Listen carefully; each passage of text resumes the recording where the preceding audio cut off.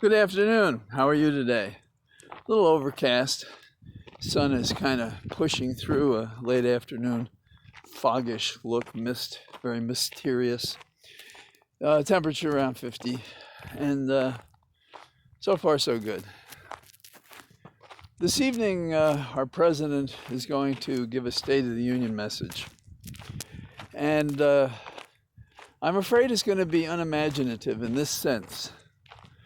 In this time and place in America, each of us could probably give a better speech. And it would go something like, the world has suffered a rupture like nothing it has since World War II. That arms were put on the earth and charged into another nation state that had been unprovoked to any other nation that would justify such an intrusion. And so we have a maniac aggressor from Russia who has this so-called dream, which is no more than a pretext to add territory to the empire he would have in his 69th year. And time is catching up with him. The world has turned against him, but it's not enough. We have to do more, and this is what we're going to do. We are going to build up our armed forces because plainly diplomacy is too weak by itself, by reason and rational conduct, to dictate how men deal with each other. We are going to continue the sanctions we have because since this has taken longer than thought possible, it may yet have some effect. But we face the very real possibility that this nation state, this young democracy after the Cold War, may not survive this attack, though we're going to do everything we can so that it does survive and serves as a beacon to all people around the world. We have to rededicate ourselves at home and abroad to the rule of law because we've lost our way. And I'm going to do everything I can possible to make that happen. Now, this is an ad lib statement I just made, but I think it articulates a really important issue. Because at the heart of all of our problem is the fact that we have no standards by which we conduct ourselves. That people can do whatever they want, however hateful, however inhumane, however vicious, and it's happening.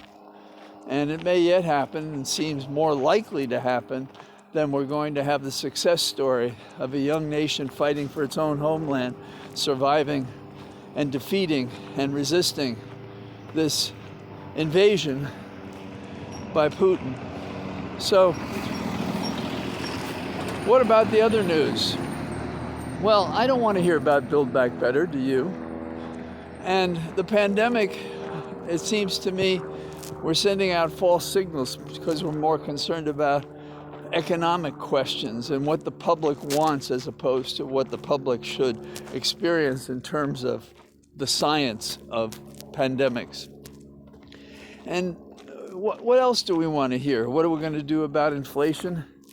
What we could do is what years past happened, say when Jefferson was thought not to be a very good speaker. He reportedly, we have no recordings obviously, was kind of reedy and high. And he was uncomfortable public speaking, though he could pose the most calculated and complicated and soothing arguments by his pen. But he couldn't speak that way.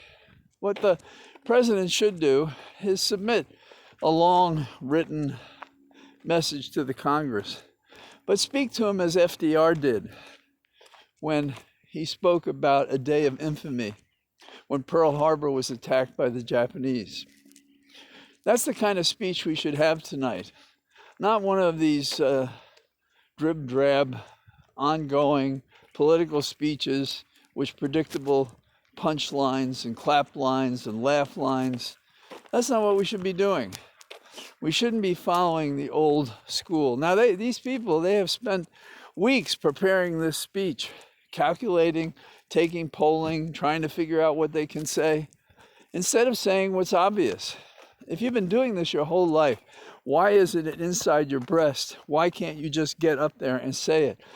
Why does it have to spend so much time being prepared? Isn't it obvious? And to those in America who would take up sides with Putin, you are traitors. Maybe we can't prosecute you. Maybe you have a free speech to say the stupidest, most betraying remarks that you can. But we have to point you out. And they're in this room right here as I'm addressing you. That's the kind of speech this nation needs. That's the kind of leadership this nation needs. Now, the first test of Biden was to succeed that criminal Trump, the traitor to America, who tried to overthrow the government. But now, how do you lead? How do you lead at home and abroad? We have brought together, it seems to me, nation states that were somewhat adrift because of the success of Trump putting them down. Let's build on that. Let us not be cowards in our leadership. Let us not be confused in our language. Let us not sit on our hands rather than act. So, those are a couple of thoughts I have. Oh, and by the way, today is my 19th anniversary with Holly. Talk to you. Bye-bye.